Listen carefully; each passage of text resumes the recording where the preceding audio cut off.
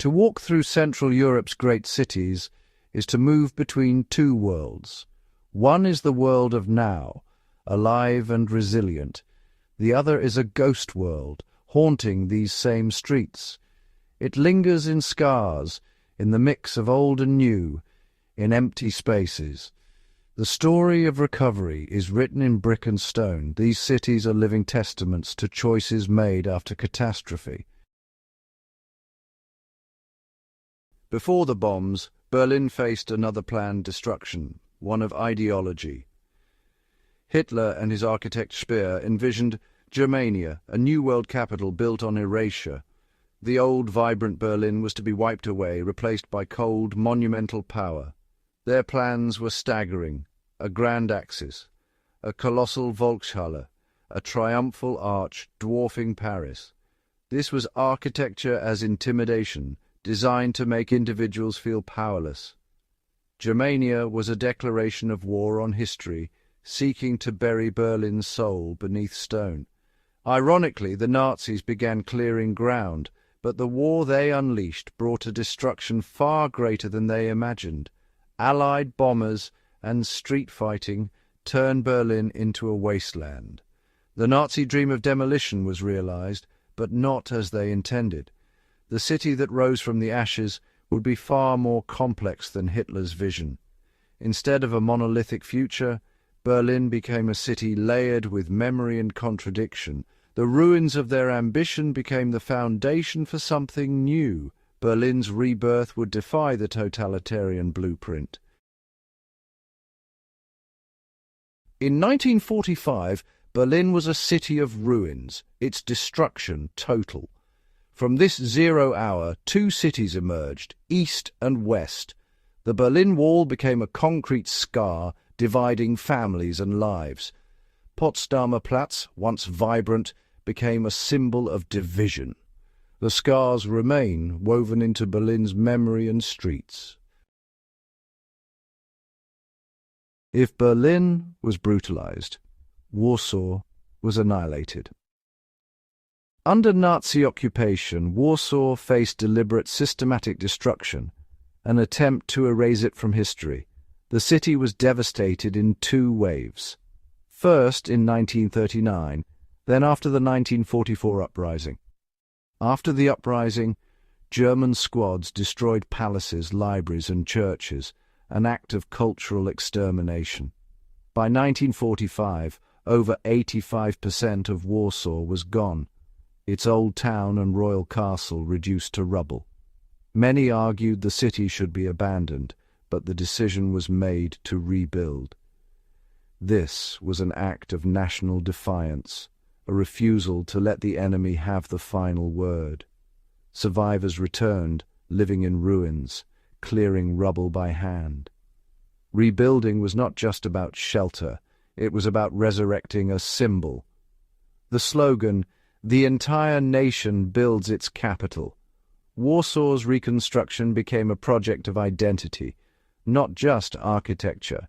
It was a statement: Poland survived, and its culture would endure. The city's rebirth was a triumph of memory over erasure.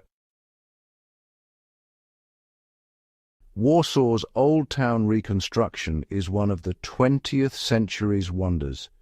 With the originals gone, architects relied on memory and Canaletto's paintings to recreate the city's golden age.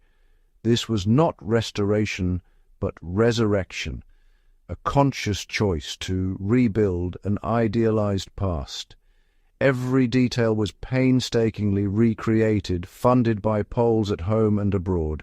The rebuilt Old Town became a UNESCO World Heritage Site, not as an original but as a symbol of cultural resilience. Yet, alongside this, communist authorities rebuilt the rest of Warsaw in stark socialist modernism. Concrete blocks and wide avenues rose, crowned by the Palace of Culture, a Soviet gift dominating the skyline. Warsaw became a city with a dual soul, a romanticized heart surrounded by utilitarian modernity. This contrast tells the story of post-war Poland, fiercely protective of its history, yet shaped by outside power. To walk from the old town to the palace of culture is to cross centuries and ideologies. Warsaw's landscape is a dialogue between memory and imposed modernity. Its streets embody the struggle between past and present. Nuremberg's past is uniquely complex. Chosen by the Nazis as their ceremonial center, it became the stage for their propaganda. Speer's rally grounds, Zeppelin Field, Congress Hall, the Great Road, were built for spectacle, not people. These structures were designed for ruin value, meant to awe even in decay. The scale was inhuman, the ambition chilling. The war ended this vision abruptly. Nuremberg's medieval old town was bombed, but the rally grounds survived. After the war, Nuremberg became the site of the war crimes trials. The city that hosted Nazi pageantry now hosted justice. Nuremberg's name became linked to both the crime and the reckoning. This dual legacy left the city with a difficult inheritance. Its stones became both evidence and warning. Nuremberg's challenge how to live with the architecture of evil. After the war, Nuremberg faced a dilemma: what to do with the Nazi rally grounds. Some wanted demolition, to erase the ideology they represented. Others argued for preservation as a warning and evidence of totalitarian ambition. Destroying them risked historical amnesia, preserving them risked glorification. Ultimately, Nuremberg chose to confront, not erase. The city preserved the sites but recontextualized them. In 2001, a documentation center opened in the Congress Hall, turning the site into a museum of truth. The architecture is not glorified but explained, forcing the stones to tell their own story.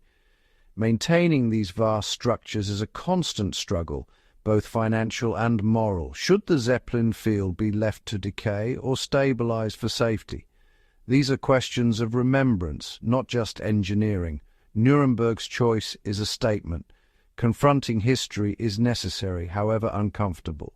The city lives with its burden, teaching future generations. Its legacy is a lesson in the responsibility of memory. Berlin, Warsaw, and Nuremberg are more than stories of rebuilding. They are meditations on memory and resilience. These cities rebuilt not just structures, but meaning itself. Their choices to reconstruct, to live with division, to preserve the architecture of evil, show how societies grapple with their ghosts. Warsaw's old town is a monument to cultural memory, proving identity survives beyond original stones. Berlin's visible seams and memorials teach that some wounds must be acknowledged, not erased. Nuremberg's preserved rally grounds force us to confront darkness, not look away. Rebuilding is an ethical act, a declaration of values and lessons for the future. The scars remain in bullet holes, empty lots, clashing styles, and preserved ruins. They remind us that peace is fragile, and the past is never truly past. These cities are not just survivors, but teachers. They prove humanity's capacity for destruction and for indomitable endurance. In their streets, the lessons of history endure, if we choose to see them.